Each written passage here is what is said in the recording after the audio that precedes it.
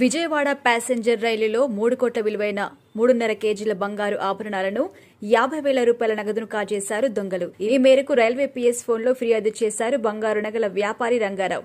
పల్నాడు జిల్లా సత్తెనపల్లికు చెందిన బంగారు నగల వ్యాపారులు అన్నదమ్ములు రంగారావు, సతీష్ కుమార్ కర్ణాటకలోని బళ్లారి, హోస్పేట్ ప్రాంతాలకు వెళ్లి బంగారు నగల్ని అమ్మి రైలులో తిరుగు ప్రయాణమయ్యారు.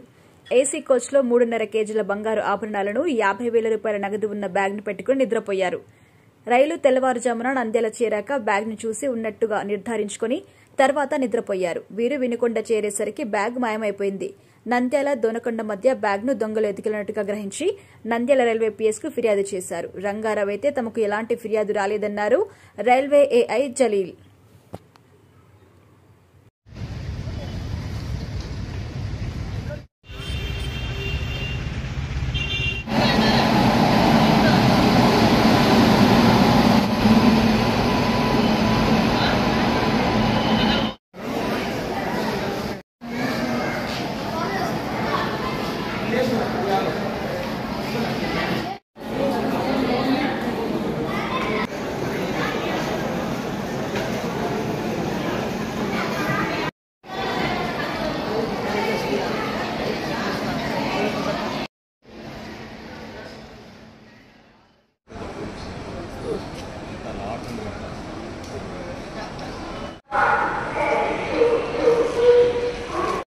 కూడా వాళ్ళేనా అమ్మాయి దాంట్లో